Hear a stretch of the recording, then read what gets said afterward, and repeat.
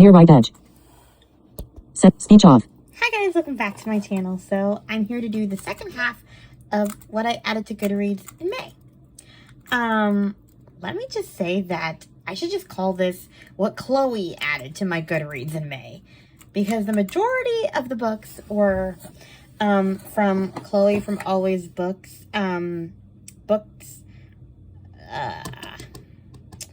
She did like the new releases for June, and I'm a very picky reader, okay? I've never in my life ever added that many books in one video to my TBR. Usually, if anything, it'll be 1 or 2 books from someone's video. I've never added 9 at a time. Well, 7 from the first one from part 1 of June, and then 2 from the second one for the second half of June. There are some other things from other people too. Anyway, let's just get through this, shall we? So the first one is While Paris Slept by Ruth Drouart. I heard about this one from a new booktuber I subscribe to, Alma's Book Journey. One woman make the hardest decision of her life in this unforgettably moving story of resistance and faith during one of the darkest times in history. Santa Cruz, 1953. Jean-Luc is a man on the run from his past. The scar on his face is a small price to pay for surviving the horrors of Nazi occupation in France. Now he has a new life in California, a family. He never expected the past to come knocking on his door. Paris, 1944. A young Jewish woman's past is torn apart in a heartbeat. Herded onto a train bound for Auschwitz, in an act of desperation, she entrusts her most precious possession to a stranger. All she has left now is hope. On a darkened platform, 2 destinies become intertwined, and the choices each person makes will shape the future in ways neither could have imagined. So my guess with this one is that this woman gives him her baby or her child, and he doesn't want to give this kid back, so that's why he's on the run. You know, because I assume, you know, you get attached to these children when you take them, you know. And so now he selfishly doesn't want to give this kid back, or doesn't want to be found. Anyway, okay. Next is The Irresistible Blueberry Bake Shop and Cafe by Mary Sims. Heard about this one from another new booktuber I subscribe to, This Bookish Cottage. A high-powered Manhattan attorney finds love, purpose, and the promise of a simpler life in her grandmother's hometown. Ellen Branford is going to fulfill her grandmother's dying wish to find the hometown boy she once loved and give him her last letter.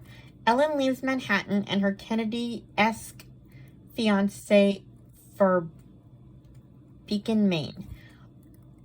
What should be a one-day trip is quickly complicated when she almost drowns in the chilly bay and is saved by a local carpenter. The rescue turns Ellen into something of a local celebrity, which may or may not help her unravel the past her grandmother labored to keep hidden. As she learns about her grandmother and herself, it becomes clear that a 24-hour visit to Beacon may never be enough. Sounds good to me. Next, we have kind of a classic. I've been hearing about this for a while, and I finally decided to add it to my TBR. It's called Christie by Catherine Marshall. I'm pretty sure the first time I ever heard about this book was from reading The Princess Diaries. It's one of Mia Thermopolis' favorite books, actually. And then I started hearing about it from Mitzi Reads and Writes, and now from Tammy from Believe in Your Shelf.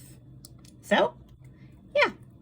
The train taking 19-year-old teacher Christy Huddleston from her home in Asheville, North Carolina, might as well be transporting her to another world. The Smoky Mountain community of Cutter Gap feels suspended in time, trapped by poverty, superstitions, and century-old traditions. But as Christy struggles to find acceptance in her new home, some see her and her one-room school as a threat to their way of life. Her faith is challenged, and her heart is torn between 2 strong men with conflicting views about how to care for the families of the Cove. Yearning to make a difference, will Christy's determination and devotion be enough? Apparently this book is really long, so I don't know when I'll get to it. Someday, though. Next is Miss Julia Speaks Her Mind by Anne B. Ross. Apparently Lizzie from Lizzie Faye Loves Books recommended it to Mitzi from Mitzi Reads and Writes, and she loved it. So, and it's a whole series, so let's hope I like it. It sounds fun. Miss Julia, a recently bereaved and newly wealthy widow, is only slightly bemused when one Hazel Marie Puckett appears at her door with a youngster in tow and unceremoniously announces that the child is the bastard son of Miss Julia's late husband.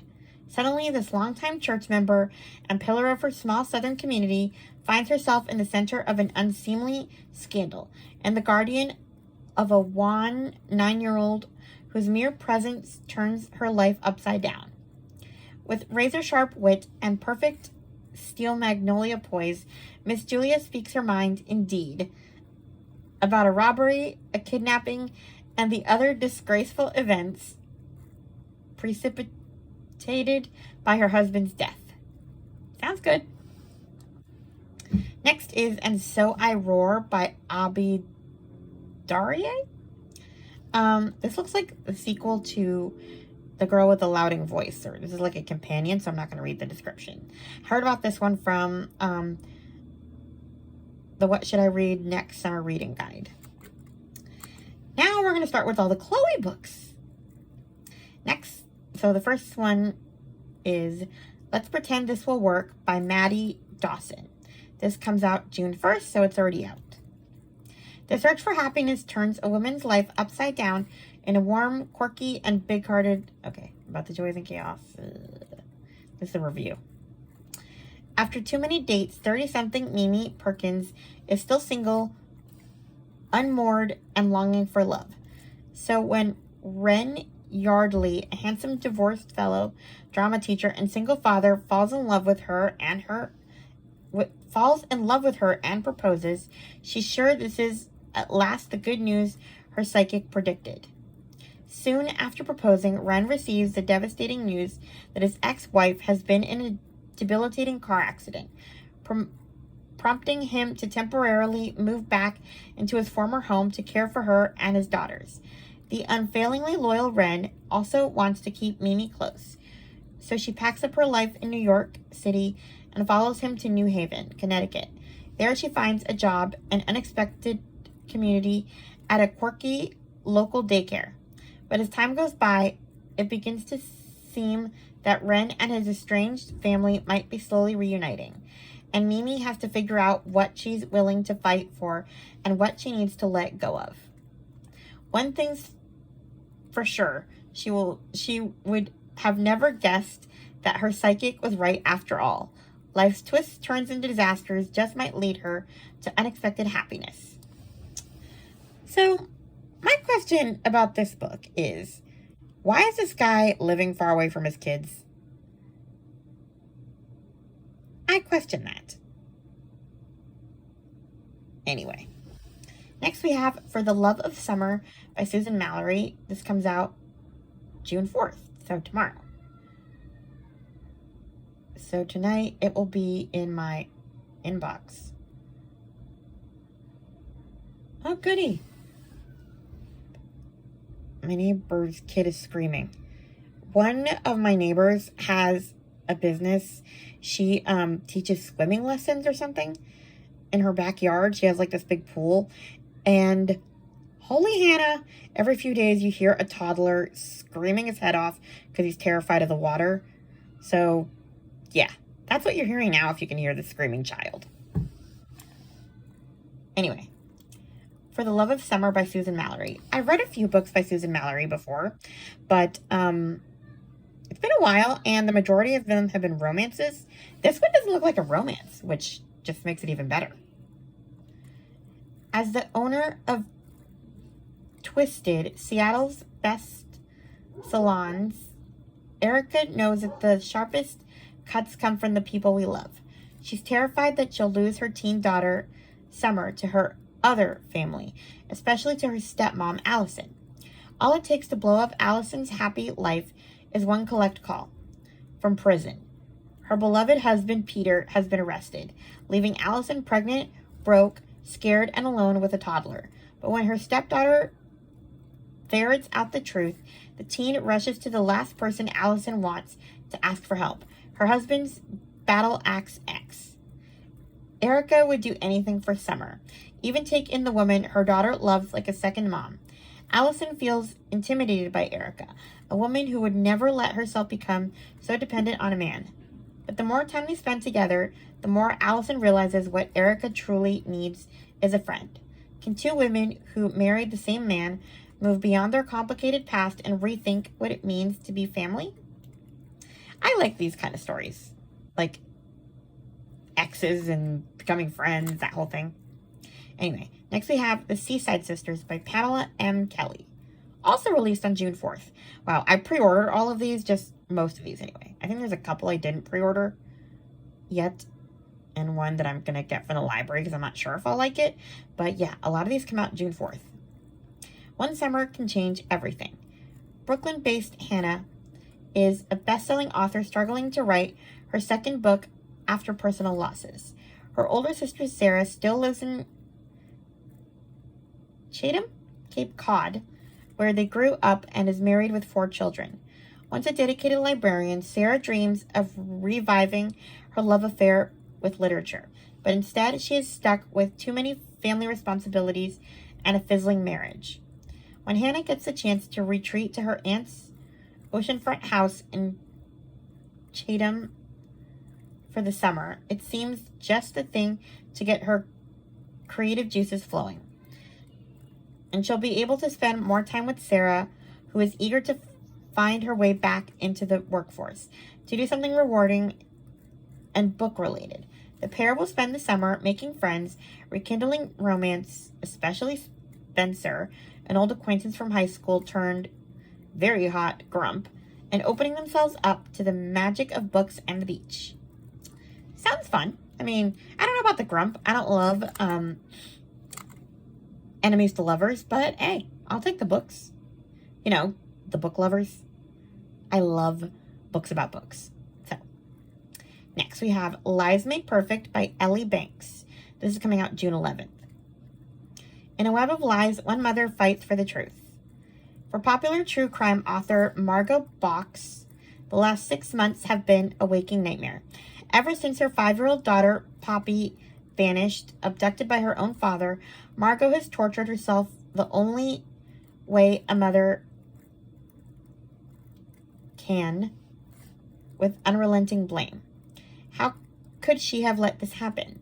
Had she been working too hard to see the signs? Despite the guilt and unanswered questions, Margot holds on to the hope that Poppy is somehow still alive. Yet, after years of solving other people's cold cases, her own case proves impenetrable. That is, until she finds a cryptic letter hidden in a secondhand book in her neighborhood library box. In this letter are clues that someone in the community knows something about the disappearance of Margot's school friend Sarah nearly 2 decades ago. The disappearance that drove Margot into true crime and haunts her still. To distract from the pain in her life, Margot throws herself into Sarah's case, desperate for closure of some kind. But as she digs deeper into her friend's history, she unearths a disturbing connection to her daughter she never expected to find.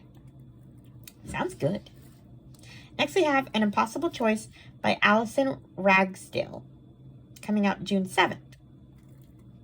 Mothers talk about impossible choices, but as I look at my daughter in a hospital bed, her red hair fanning out around her, my heart feels literally torn in two. Should I risk my son's life to save my daughter, or keep my little boy safe and watch my precious girl slip away? My darling daughter Tara has a rare form of cancer, and there's nothing I can do. At 11 years old, she's already been so brave, but my sweet girl is hanging on by her fingernails. She has one last chance, a bone marrow transplant from her little brother, but 9-year-old Callum has an autoimmune disease, and there's a chance it will put him at risk. It's life or death for one of my children, and I have to make this decision alone. Yeesh. I wish there was someone by my side to help me and my family through this terrible time, but life has hit us so hard recently. A few months ago, my beloved husband died in a tragic accident, and now I might lose Tara too. All I want to do is to protect my children. So much has been taken from us already. I hope for a miracle, but my daughter is running out of days, and I have to choose. If I make the wrong choice, will I lose one of my precious children forever? That sounds horrifying. Next we have It Had to Be You by Beth Moran, released June 10th.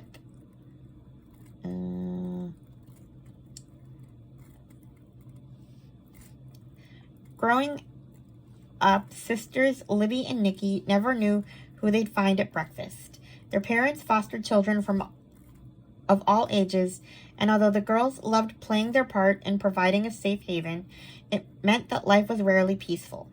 Now, as a single mother of two, Libby's life is still anything but peaceful. In her work as an antenatal coach, as well as for the charity she and Nikki run for teenage mothers, Libby uses all the skills she learned growing up surrounded by children. Her days are full caring for her family, the mothers-to-be, and the latest strays she has welcomed into her home. But in the dark of the lonely nights, Libby worries she's falling apart at the seams. One troubled boy and a reckless decision she made 13 years ago still haunts her. Two hearts that were broken, but still not mended. The time has come for Libby to look out for herself.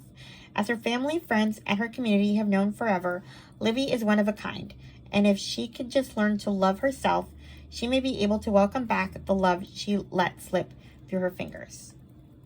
Wild. Next is How to Age Disgracefully by Claire Pooley, released June 11th. This is the one that I decided to pre-order from the library. I put that one on hold. I didn't buy this one because I don't know if I'll like it. This sounds almost too funny. A senior citizen center and a daycare collide with hilarious results. When Lydia takes a job running the senior citizen social club 3 afternoons a week, she assumes she'll be spending her time drinking tea and playing gentle games of cards. The members of this social club, however, are not at all what Lydia was expecting. From Art, a failed actor turned kleptomaniac, to Daphne, who has been hiding from her dark past for decades, to Ruby, a Banksy-style knitter who gets revenge in yarn. These seniors look deceptively benign, but when age makes you invisible, secrets are so much easier to hide. When the city council threatens to sell the doomed community center building, the members of the social club join forces with their tiny friends in the daycare center next door, as well as the teenage father of one of the toddlers and a geriatric dog, to save the building. Together, this group's unorthodox methods may actually work, as long as the police don't catch up with them first. I need to know what in the heck this is. How do you... I don't know. Anyway, then I went on a rabbit hole of the Alice in Ragsdale books. I didn't mean to. I don't know how it happened. I think I accidentally clicked on her name when I was pre-ordering that other book. And I went through her list, her backlist. So, here's a few that I added. Her Last Chance by Alice in Ragsdale. My darling girl, I watch you playing outside in the grass. Your long blonde hair sweeps back and your blue eyes are bright with joy. You are utterly perfect. I never imagined something could be so wrong and I'd be powerless to protect you. Ava's daughter, Carly, is everything a 10-year-old should be. Energetic, creative, and the light of her parents' lives. But when she starts stumbling downstairs and walking into doors, Ava wants to rush to the doctor. Her husband, Rick, is sure she's fretting over nothing. Kids can be a little clumsy sometimes, but Ava's instinct is telling her something is seriously wrong.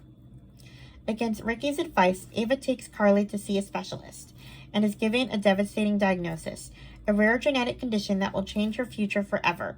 When Ricky realizes the truth, he is determined to do all he can to help Carly enjoy what light she has left. The close-knit family take it one day at a time, walking to the beach and watching the sunrise. Just as Ava begins to imagine a new future for them all, a tragic accident throws their lives into chaos once more. To give her daughter a chance at a full life, Ava faces a devastating choice. How can she possibly choose between the two people she loves most? I assume between the husband and the daughter? And is Carly going blind? Anyway, next is The Child Between Us by Allison Ragsdale. My beautiful girl, you are my missing piece. You came into my life and changed everything. Placing your warm little hand in mine and looking up at me with your sky blue eyes, so full of hope.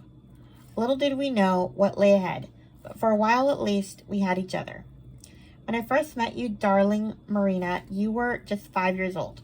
You took my breath away with your long dark waves and pink cheeks. You needed me, and I instantly knew I'd do anything to protect you. When 6 years ago my heart was shattered, I was left utterly broken, but I didn't know just how lost I was until you filled that hole in my heart. You quickly became the center of my world, your sweet laugh my favorite sound. But then things started to change. I put my pain down to stress, but when the diagnosis came through, it was worse than I could have ever imagined. Our world is about to come crashing down around us, little one, and I don't know how to stop it. I've finally discovered the truth behind the betrayal that rocked me to my core all those years ago. The pain of my past could be the one thing that saves us, or tears us apart. We're just becoming a family, Marina. Should I risk everything to trust the one person who hurt me? They could be your only hope. We only have each other, but if I don't make it, what will happen to you? I'm confused. And I need to know what this is. This is so vague.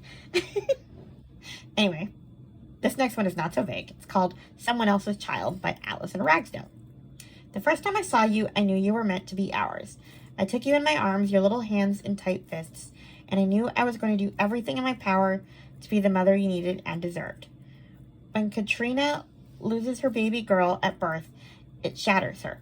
But like a light in the darkness, Katrina is given the chance to adopt beautiful baby April, and now she can't imagine life without her. The family's picture-perfect home is filled every day with April's warm giggles and joyful games. But when her daughter is just 8 years old, Katrina gets the call that she has been silently dreading. April's birth mother, Lauren, would like to meet her. Lauren breezes into their home, and April just sparkles around her. Their matching turquoise eyes and chestnut hair feels like a knife to Katrina's heart. Lauren appears to have her life back on track, with a good job and a new house in an upscale neighborhood. Pushing to spend more and more time with April, one day Lauren says the unthinkable. April belongs with me. Who can truly give the little girl the love and family she deserves? Katrina is sure Lauren is keeping secrets. Katrina only wants what is best for her darling daughter, but does that really mean she has to let her go forever? Okay, again, I have questions. I've heard of open adoption, but pretty sure you don't just hand the kid back after 8 years, even if the mom does have her act together. What's the deal? Anyway, next is one I found by accident. His Secret Daughter by Melissa Weisner. Not Noah, not my husband, but there he is, unconscious in the hospital bed. Our daughter sobs into my shoulder. We love him so much. What if he never wakes up? And who is the little girl beside him, gazing up at us with big, tear-filled brown eyes? Eyes that look just like my husband's. Our family of 3 is perfect. Just me, Noah, and our teenage daughter, Maya. The day the police knocks at our door, tells us about the car accident, is the worst day of my life. My heart shatters, but what they say next almost makes it stop beating. Noah was in the car with another woman who died at the scene. Her 2-year-old girl, Luna, miraculously survived. With Noah fighting for his life, I'm desperate for the truth. And when I search his desk, I find checks made out to Luna's mother. Did my loving, loyal husband have a secret family all along? Despite my own terrible pain, at the hospital, I can't help but comfort this poor child as she cries for her mommy. With nowhere else for Luna to go, I find myself opening our home, seeing Maya hold Luna's hand and giggle as they chase butterflies in the garden. It's almost like my daughter has a sister.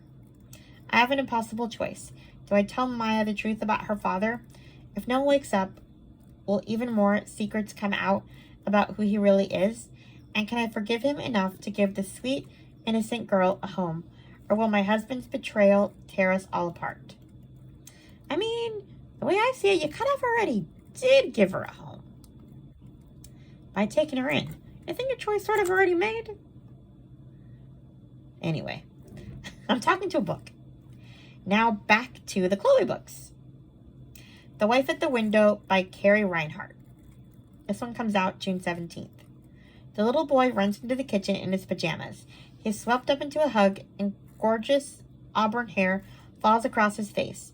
I shiver, staring through the glass, my cheeks wet with tears as I gaze at the beautiful woman holding my son. That should be me. It will be me again. We were the perfect family once. Shep, my handsome husband, my darling little boy, and our tiny baby girl. The night she died, I lost everything. I know without a shadow of a doubt that I would never, ever have hurt her. I was trying to save her, but nobody believed me. So I can only watch through the rain-streaked window as Shep's new girlfriend plays mother to my son. Hugs him, holds him. Does he even remember me? Now I am finally out of the hospital. I will make sure everyone knows what really happened. I will get my son back. The doctors might say my nightmares are dangerous, but the woman in the window has been planning to take my place for a long time, and she doesn't know how far I will go to protect my family. Yikes. Next is The Taken Child by Maria Frankland. It's literally Frankland. L-A-N-D. I thought it was Franklin at first. Anyway, this one comes out on June 25th. As I race toward the lake, Toby's life unfolds before me, the day he entered this world to his first day at school. My sweet little boy is nowhere to be seen. Please let me find him. I'll do anything. It kills me that the only way I can spend proper time with my son, Toby, is by helping out at a school camp. I sit under the emerald green pine trees, and Toby's little face lights up as he runs past me, joining the other chattering, happy children around us. Then I see my ex, David, glaring at me, and my heart sinks. He may have full custody, but he'd love nothing more than for me to disappear. Forever. As the excitement of the first day at this isolated camp dies down, I cherish the long good night hug I get to give to my beautiful little boy. I'd do anything to get Toby back. Anything. But my dreams for us are shattered when the next morning everything ends in shock and chaos. A body has been found. There's a killer in the camp. We can't trust anyone. And then my worst nightmares come true. Toby disappears. Does the killer have my child? I've already come so far to protect Toby. How much further will I have to go to get him back safe and sound? Wild. Last book, which is good because I'm losing my voice. The World After Alice by Lauren Alyssa Green. This is coming out on July 2nd, not 7th. I heard about this one from the What Should I Read Next Summer Reading Guide, and then I heard about it again from the Novel Pairings podcast. So, basically, I didn't write the description for this one. Anyway, from what I read about it, it sounds like it's about this couple who were best friends until I think one of the siblings. Okay, so a boy and a girl are best friends, and I think the boy's sister dies, and then the families sort of lose touch after that. Like, you know, however she died, it was bad. And then this couple, I guess, meet up again as adults and fall in love, and they pretty much tell their families to suck it up because they're getting married, and it's like the wedding, and these two families haven't seen each other since this girl died. So, yeah, should be pretty dramatic. Anyway, that's all I have for this video. Please like, comment, and subscribe. I did a video where I asked for people to post questions for my Q&A for my 100 subscriber celebration, I guess. So if you guys want to post a question, that would be great. Otherwise, please like, comment, and subscribe, and I'll talk to you guys in my next video. Bye! Speech off. Stop recording video.